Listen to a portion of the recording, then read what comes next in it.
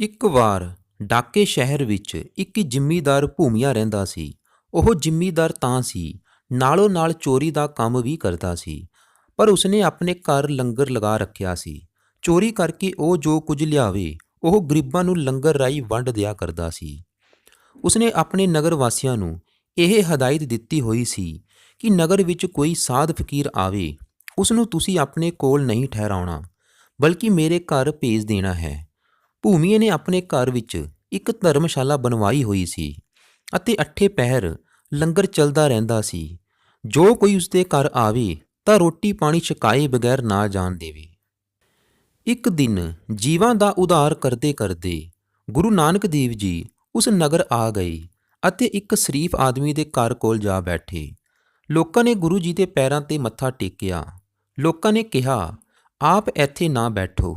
ਗੁਰੂ ਨਾਨਕ ਜੀ ਨੇ ਕਿਹਾ ਕਿ ਬਸਤੀ ਦੇਖ ਕਰ ਅਸੀਂ ਇੱਥੇ ਬੈਠ ਗਏ ਹਾਂ।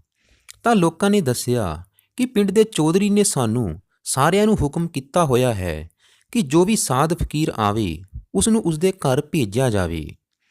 ਗੁਰੂ ਜੀ ਨੇ ਕਿਹਾ ਕਿ ਚਲੋ ਫਿਰ ਅਸੀਂ ਉਸਦੇ ਘਰ ਹੀ ਚਲਦੇ ਹਾਂ। ਆਪ ਜੀ ਉੱਥੋਂ ਉੱਠ ਕੇ ਭੂਮੀਏ ਦੇ ਘਰ ਚਲੇ ਗਏ। ਭੂਮੀਏ ਨੂੰ ਪਤਾ ਲੱਗਾ ਤਾਂ ਉਸਨੇ ਆ ਕੇ ਮੱਥਾ ਟੇਕਿਆ। ਥੋੜ੍ਹੀ ਦੇਰ ਬਾਅਦ ਭੂਮੀਏ ਨੇ ਆ ਕੇ ਬੇਨਤੀ ਕੀਤੀ ਕਿ ਲੰਗਰ ਤਿਆਰ ਹੈ ਜੀ, ਆਪ ਸੇਵਨ ਕਰੋ। ਗੁਰੂ ਜੀ ਕਹਿਣ ਲੱਗੇ, ਲੰਗਰ ਵੀ ਛਕ ਲਵਾਂਗੇ। ਗੁਰੂ ਜੀ ਨੇ ਭੂਮੀਏ ਨੂੰ ਪੁੱਛਿਆ, ਭਾਈ ਪੁਰਖਾ, ਇਹ ਦੱਸ ਤੂੰ ਕਿਰਤ ਕੀ ਕਰਦਾ ਹੈ? ਅੱਠੇ ਪਹਿਰ ਲੰਗਰ ਲਗਾ ਰੱਖਦਾ ਹੈ, ਇਹ ਕਿੱਥੋਂ ਗੁਜ਼ਾਰਾ ਹੁੰਦਾ ਹੈ? ਗੁਰੂ ਜੀ ਦੇ ਦਰਸ਼ਨ ਕਰਕੇ ਭੂਮੀਏ ਦਾ ਮਨ ਪਹਿਲਾਂ ਹੀ ਪਵਿੱਤਰ ਅਤੇ ਨਿਰਮਲ ਹੋ ਗਿਆ ਸੀ। ਉਸਨੇ ਕੋਈ ਗੱਲ ਨਾ ਛੁਪਾਈ ਅਤੇ ਬਾਬੇ ਨੂੰ ਸਾਫ਼-ਸਾਫ਼ ਦੱਸ ਦਿੱਤਾ ਕਿ ਮੈਂ ਦਿਨ ਵੇਲੇ ਰਾਹੀ ਬਾਟੀ ਡਾਕਾ ਮਾਰਦਾ ਹਾਂ ਅਤੇ ਰਾਤ ਨੂੰ ਚੋਰੀ ਕਰ ਲਿਆਉਂਦਾ ਹਾਂ। ਗੁਰੂ ਸਾਹਿਬ ਕਹਿਣ ਲੱਗੇ, ਫਿਰ ਤਾਂ ਭਾਈ ਅਸੀਂ ਤੇਰਾ ਲੰਗਰ ਨਹੀਂ ਛਕਾਂਗੇ। ਫਿਰ ਭੂਮੀਏ ਨੇ ਅਰਜ਼ ਕੀਤੀ ਕਿ ਜੇਕਰ ਬਾਬਾ ਜੀ ਤੁਸੀਂ ਪ੍ਰਸ਼ਾਦ ਨਹੀਂ ਖਾਓਗੇ ਤਾਂ ਮੇਰਾ ਕਲਿਆਣ ਕਿਵੇਂ ਹੋਵੇਗਾ? ਗੁਰੂ ਸਾਹਿਬ ਕਹਿਣ ਲੱਗੇ ਕਿ ਭਾਈ ਇਹ ਕੰਮ ਛੱਡੇਗਾ ਅਤੇ ਧਰਮ ਦੀ ਕਿਰਤ ਕਰੇਗਾ ਤਾਂ ਤੇਰਾ ਅਸੀਂ ਪ੍ਰਸ਼ਾਦ ਛਕਾਂਗੇ।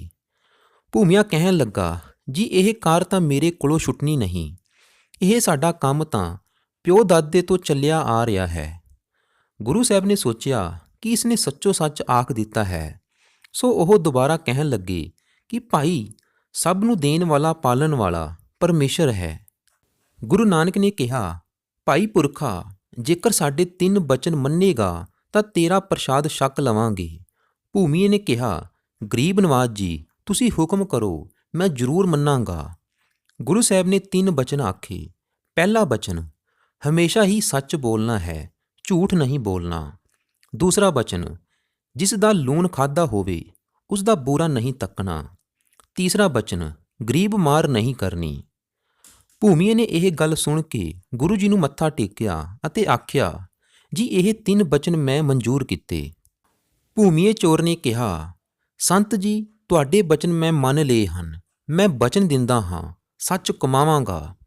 ਗੁਰੂ ਜੀ ਨੇ ਕਿਹਾ ਕਿ ਭੂਮੀਏ ਜੋ ਤੈਂ ਪਿੱਛੇ ਬੁਰੇ ਕੰਮ ਕੀਤੇ ਹਨ ਸੋ ਬਖਸ਼ ਦਿੱਤੇ ਹਨ, ਜੋ ਹੁਣ ਕਰ ਰਿਹਾ ਹੈ ਇਹ ਵੀ ਬਖਸ਼ੇ, ਬਸ਼ਰਤੇ ਇਹ 3 ਬਚਨ ਮੰਨੇਗਾ ਅਤੇ ਧਾਰਨ ਕਰੇਗਾ ਅਤੇ ਇੱਥੇ ਉੱਥੇ ਦਰਗਾਹ ਵਿੱਚ ਵੀ ਤੇਰੀ ਜਾਮਣੀ ਭਰਾਂਗੇ। ਗੁਰੂ ਨਾਨਕ ਜੀ ਨੇ ਉਸ ਦੇ ਘਰ ਪ੍ਰਸ਼ਾਦ ਛਕਿਆ। 5 ਦਿਨ ਉੱਥੇ ਰਹੇ। ਭੂਮੀਏ ਨੇ ਬਹੁਤ ਸੇਵਾ ਕੀਤੀ ਅਤੇ ਉਸ ਨੂੰ ਖੁਸ਼ੀਆਂ ਬਖਸ਼ਦੇ ਹੋਏ ਉੱਥੋਂ ਅੱਗੇ ਨੂੰ ਚਲੇ ਗਏ। ਸ਼੍ਰੀ ਗੁਰੂ ਨਾਨਕ ਦੇਵ ਜੀ ਦੇ ਚਲੇ ਜਾਣ ਤੋਂ ਬਾਅਦ ਇੱਕ ਦਿਨ ਭੂਮੀਏ ਚੋਰ ਦੇ ਮਨ ਵਿੱਚ ਖਿਆਲ ਆਇਆ ਕਿ ਰਾਜੇ ਦੇ ਘਰ ਚੋਰੀ ਕਰਾਂ ਅਤੇ ਮਾਲ ਪੈਸਾ ਚੁੱਕ ਕੇ ਲਿਆਵਾਂ। ਆਪ ਸਾਲ 2 ਸਾਲ ਖਾਂਦਾ ਰਹਾਂਗਾ, ਨਾਲੇ ਫਕੀਰਾਂ ਨੂੰ ਖਵਾਵਾਂਗਾ, ਕਿਉਂਕਿ ਰਾਜੇ ਦੇ ਘਰੋਂ ਬਹੁਤ ਮਾਲ ਮਿਲ ਜਾਵੇਗਾ ਤਾਂ ਫਿਰ ਰਾਹ 'ਤੇ ਜਾਂਦੇ ਰਾਹੀਆਂ ਨੂੰ ਲੁੱਟਣ ਦੀ ਲੋੜ ਨਹੀਂ ਹੋਵੇਗੀ। ਇਹ ਸੋਚ ਕੇ ਉਸਨੇ ਬੜੀ ਚੰਗੀ ਰਾਜਕੁਮਾਰਾਂ ਵਾਲੀ ਪੁਸ਼ਾਕ ਪਾਈ, ਹੀਰੇ ਮੋਤੀਆਂ ਨਾਲ ਜੜੇ ਹੋਏ ਕੱਪੜੇ ਪਾਏ, ਸੀਸ 'ਤੇ ਦਸਤਾਰ ਸਜਾ ਕੇ ਅੱਧੀ ਰਾਤ ਵੇਲੇ ਰਾਜੇ ਦੇ ਮਹਿਲਾਂ ਵੱਲ ਚੱਲ ਪਿਆ। ਮਹਿਲਾਂ ਦੀ ਡਿਊਢੀ 'ਤੇ ਜਾ ਕੇ ਖੜਾ ਹੋਇਆ ਤਾਂ ਸੰਤਰੀਆਂ ਨੇ ਰੋਕਿਆ, ਪੁੱਛਿਆ, ਤੂੰ ਕੌਣ ਹੈ? ਇਸ ਵੇਲੇ ਕਿੱਧਰ ਜਾ ਰਿਹਾ ਹੈ? ਭੂਮੀਏ ਨੂੰ ਗੁਰੂ ਨਾਨਕ ਨਾਲ ਕੀਤਾ ਬਚਨ ਯਾਦ ਆਇਆ ਕਿ ਹਮੇਸ਼ਾ ਸੱਚ ਬੋਲਣਾ ਹੈ। ਉਸ ਨੂੰ ਸੋਚਾਂ ਵਿੱਚ ਪਾ ਦਿੱਤਾ, ਪਰ ਉਸਨੇ ਸੱਚ ਬੋਲਣ ਦਾ ਦ੍ਰਿੜ ਇਰਾਦਾ ਕੀਤਾ ਹੋਇਆ ਸੀ। ਕੁਝ ਗੁੱਸੇ ਵਿੱਚ ਆਖਣ ਲੱਗਾ, ਮੈਂ ਚੋਰ ਹਾਂ। ਸੰਤਰੀਆਂ ਨੇ ਜਦੋਂ ਉਸ ਦਾ ਲਿਬਾਸ ਦੇਖਿਆ ਤਾਂ ਉਹ ਠਠੰਬਰ ਗਏ ਕਿ ਮਤਾ ਕੋਈ ਰਾਜਕੁਮਾਰ ਹੀ ਨਾ ਹੋਵੇ, ਤੇ ਜੇਕਰ ਇਸ ਨੂੰ ਅੰਦਰ ਜਾਣ ਨਾ ਦਿੱਤਾ ਤਾਂ ਕੱਲ੍ਹ ਨੂੰ ਨੌਕਰੀ ਤੋਂ ਛੁੱਟੀ ਹੋ ਜਾਵੇਗੀ। ਉਹਨਾਂ ਨੇ ਅੰਦਰ ਲੰਘਾ ਦਿੱਤਾ। ਅੰਦਰ ਜਾ ਕੇ ਹੁਣ ਭੂਮੀਆ ਸੋਚਦਾ ਹੈ ਕਿ ਰਾਜੇ ਦੇ ਤੋਸੇਖਾਨੇ ਦੀ ਭਾਲ ਕੀਤੀ ਜਾਵੇ। ਹੌਲੇ-ਹੌਲੇ ਲੱਭਦਾ-ਲੱਭਦਾ ਉਹ ਖਜ਼ਾਨੇ ਵਾਲੇ ਕਮਰੇ ਵਿੱਚ ਪਹੁੰਚ ਗਿਆ, ਜਿੱਥੇ ਰਾਜੇ ਦੇ ਅਤੇ ਰਾਣੀਆਂ ਦੇ ਅਨੇਕ ਤਰ੍ਹਾਂ ਦੇ ਬਸਤਰ ਤੇ ਗਹਿਣੇ ਰੱਖੇ ਹੋਏ ਸਨ।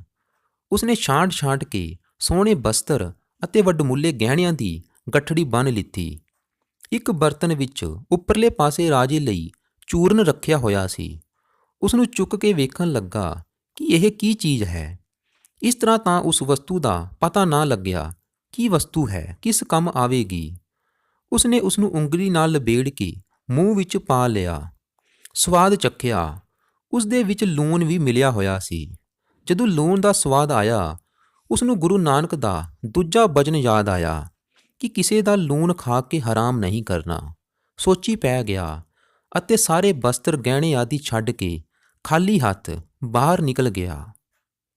ਦੂਜੀ ਸਵੇਰ ਜਦੋਂ ਰਾਜੇ ਨੇ ਆਪਣੇ ਖਜ਼ਾਨੇ ਵੱਲ ਨਿਗਾਹ ਮਾਰੀ ਤਾਂ ਕੀ ਵੇਖਦਾ ਹੈ, ਉੱਥੇ ਸਾਰਾ ਸਮਾਨ ਖਿਲਰਿਆ ਪਿਆ ਹੈ। ਕੁਝ ਗਠੜੀਆਂ ਬੰਨੀਆਂ ਪਈਆਂ ਹਨ। ਉਸਨੇ ਸਮਾਨ ਚੈੱਕ ਕੀਤਾ ਪਰ ਕੋਈ ਵੀ ਗਹਿਣਾ ਆਦਿ ਗੁੰਮ ਨਹੀਂ ਸੀ। ਉਹ ਹੈਰਾਨ ਹੋਇਆ ਅਤੇ ਸਮਝਿਆ ਕਿ ਕੋਈ ਚੋਰ ਆਇਆ ਹੈ। ਉਸਨੇ ਚੋਰੀ ਕੀਤੀ ਹੈ ਪਰ ਸਮਾਨ ਸਾਰਾ ਇੱਥੇ ਹੀ ਛੱਡ ਗਿਆ ਹੈ।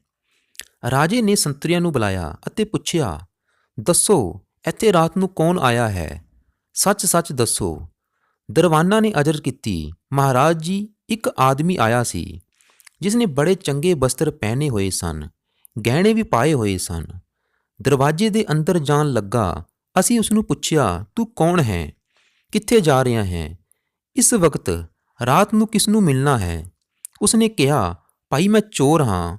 ਉਸ ਦੇ ਪਹਿਰਾਵੇ ਵੱਲ ਵੇਖ ਕੇ ਅਸੀਂ ਕਿਹਾ ਕਿ ਇਹ ਸਾਨੂੰ ਮਜ਼ਾਕ ਕਰਦਾ ਹੈ, ਚੋਰ ਨਹੀਂ ਹੋ ਸਕਦਾ, ਕੋਈ ਰਾਜਕੁਮਾਰ ਹੋਵੇਗਾ। ਅਸੀਂ ਅੰਦਰ ਜਾਣ ਦਿੱਤਾ। ਰਾਜੇ ਨੇ ਕਿਹਾ, ਉਸ ਆਦਮੀ ਦੀ ਤਲਾਸ਼ ਕਰੋ। 3 ਦਿਨ ਨਗਰ ਵਿੱਚ ਢੰਡੋਰਾ ਫੇਰਦੇ ਰਹੇ ਪਰ ਚੋਰ ਦਾ ਕੋਈ ਪਤਾ ਨਾ ਲੱਗਾ। ਤਾਂ ਰਾਜੇ ਨੇ ਹੁਕਮ ਕਰ ਦਿੱਤਾ, ਜੋ ਵੀ ਬਦਮਾਸ਼ ਅਤੇ ਨਿਕੰਮੇ ਲੋਕ ਹਨ ਉਹਨਾਂ ਨੂੰ ਮਾਰ ਕੁੱਟ ਕੇ ਪਤਾ ਕਰੋ ਚੋਰ ਕੌਣ ਹੈ। ਇਸੇ ਤਰ੍ਹਾਂ ਹੋਇਆ। ਰਾਜੇ ਦੇ ਬੰਦੇ ਗਰੀਬਾਂ ਤੇ ਨਿਕੰਮੇ ਬੰਦਿਆਂ ਨੂੰ ਫੜ ਕੇ ਮਾਰਨ ਕੁੱਟਣ ਲੱਗੇ। ਚੁਣ-ਚੁਣ ਕੇ ਭੈੜੇ ਬੰਦਿਆਂ ਨੂੰ ਮਾਰਦੇ ਕੁੱਟਦੇ ਗਏ। ਗੱਲ ਸਾਰੇ ਫੈਲ ਗਈ। ਭੂਮੀਏ ਚੋਰ ਨੂੰ ਵੀ ਪਤਾ ਚੱਲ ਗਿਆ। ਉਸ ਨੂੰ ਗੁਰੂ ਨਾਨਕ ਜੀ ਦਾ ਤੀਜਾ ਬਚਨ ਯਾਦ ਆਇਆ ਕਿ ਭਾਈ ਗਰੀਬ ਮਾਰ ਨਹੀਂ ਕਰਨੀ। ਉਹ ਸੋਚਣ ਲੱਗਾ ਕਿ ਰਾਜੇ ਵੱਲੋਂ ਜੋ ਗਰੀਬਾਂ ਨੂੰ ਮਾਰ ਕੁੱਟ ਪਵਾਈ ਜਾ ਰਹੀ ਹੈ, ਇਹ ਮੇਰੇ ਕਰਕੇ ਹੀ ਹੈ। ਉਸਨੇ ਰਾਜੇ ਕੋਲ ਜਾ ਕੇ ਬੇਨਤੀ ਕੀਤੀ, ਰਾਜਾ ਜੀ, ਇਹਨਾਂ ਗਰੀਬਾਂ ਨੂੰ ਛੱਡ ਦਿਓ। ਤੁਹਾਡਾ ਚੋਰ ਤਾਂ ਮੈਂ ਹਾਂ, ਮੇਰੇ ਕੋਲੋਂ ਪਿੱਛ-ਗੁੱਛ ਕਰ ਲਵੋ। ਰਾਜੇ ਨੇ ਬਾਕੀ ਸਾਰੇ ਲੋਕ ਛੱਡ ਦਿੱਤੇ ਅਤੇ ਭੂਮੀਏ ਨੂੰ ਬਿਠਾ ਲਿਆ। ਰਾਜਾ ਹੁਣ ਪੁੱਛਦਾ ਹੈ ਕਿ ਭਾਈ ਦੱਸ, ਜੇ ਤੂੰ ਚੋਰ ਹੈ ਤਾਂ ਮੇਰੇ ਤੋਸੇਖਾਨੇ ਵਿੱਚ ਚੋਰੀ ਕਰਦਾ-ਕਰਦਾ ਸਮਾਨ ਬੰਨ੍ਹ ਕੇ ਖਾਲੀ ਹੱਥ ਕਿਉਂ ਚਲਾ ਗਿਆ? ਉਸ ਸਮੇਂ ਤੇਰੇ ਮਨ ਵਿੱਚ ਕੀ ਆਇਆ? ਭੂਮੀਏ ਨੇ ਕਿਹਾ, ਸੁਣੋ ਰਾਜਾ ਜੀ, ਮੈਨੂੰ ਪੂਰਾ ਗੁਰੂ ਮਿਲਿਆ ਹੈ। ਰਾਜਾ ਪੁੱਛਦਾ ਹੈ, ਉਹ ਕਿਹੜਾ ਹੈ? ਉਸਨੇ ਕਿਹਾ, ਗੁਰੂ ਨਾਨਕ ਦੇਵ ਜੀ ਹਨ, ਜਿਨ੍ਹਾਂ ਨੇ ਮੈਨੂੰ 3 ਬਚਨਾਂ ਉੱਤੇ ਪੂਰਾ ਉਤਰਨ ਲਈ ਆਖਿਆ ਸੀ। ਭੂਮੀਏ ਨੇ ਸਾਰੀ ਵਾਰਤਾ ਸੁਣਾਈ ਅਤੇ ਸਮਾਨ ਛੱਡ ਜਾਣ, ਚੋਰੀ ਨਾ ਕਰਨ ਦੀ ਗੱਲ ਦੱਸੀ ਤਾਂ ਰਾਜਾ ਹੈਰਾਨ ਰਹਿ ਗਿਆ। ਰਾਜੇ ਨੇ ਭੂਮੀਏ ਨੂੰ ਸ਼ਾਬਾਸ਼ ਦਿੱਤੀ ਅਤੇ ਕਿਹਾ ਕਿ ਬਲਿਹਾਰ ਹਾਂ ਤੇਰੇ ਤੇ, ਜਿਸਨੇ ਗੁਰੂ ਦੇ ਬਚਨਾਂ ਨੂੰ ਦ੍ਰਿੜਤਾ ਨਾਲ ਨਿਭਾਇਆ ਹੈ। ਤੇਰਾ ਗੁਰੂ ਧਨ ਹੈ ਜਿਸਨੇ ਐਸਾ ਉਪਦੇਸ਼ ਦਿੱਤਾ ਅਤੇ ਧਨ ਹੈ ਤੂੰ ਜਿਸਨੇ ਨਿਸ਼ਚੇ ਨਾਲ ਗੁਰੂ ਦੇ ਉਪਦੇਸ਼ ਨੂੰ ਨਿਭਾਇਆ ਹੈ। ਆਪਣੀ ਜਾਨ ਖਤਰੇ ਵਿੱਚ ਪਾ ਕੇ ਵੀ ਗੁਰੂ ਬਚਨਾਂ ਤੇ ਪੂਰਾ ਉਤਰਿਆ ਹੈ। ਇਸ ਤੋਂ ਬਾਅਦ ਭੂਮੀਏ ਨੇ ਚੋਰੀ ਆਦਿ ਬਿਲਕੁਲ ਹੀ ਛੱਡ ਦਿੱਤੀ। ਸੰਤਾਂ ਦੇ ਕਰਮ ਕਰਨ ਲੱਗਾ, ਨਾਮ ਜਪੇ। ਰਾਜੇ ਨੂੰ ਵੀ ਧਰਮਸ਼ਾਲਾ ਬਣਾਉਣ ਲਈ ਆਖਿਆ। ਧਰਮਸ਼ਾਲਾ ਵਿੱਚ ਕੀਰਤਨ ਹੋਣ ਲੱਗਾ, ਲੰਗਰ ਚੱਲਣ ਲੱਗੇ। ਭੂਮੀਏ ਉੱਤੇ ਰਾਜਾ ਇੰਨਾ ਖੁਸ਼ ਹੋਇਆ ਕਿ ਉਸਨੂੰ ਆਪਣੇ ਵਜ਼ੀਰਾਂ ਵਿੱਚ ਥਾਂ ਦੇ ਦਿੱਤੀ।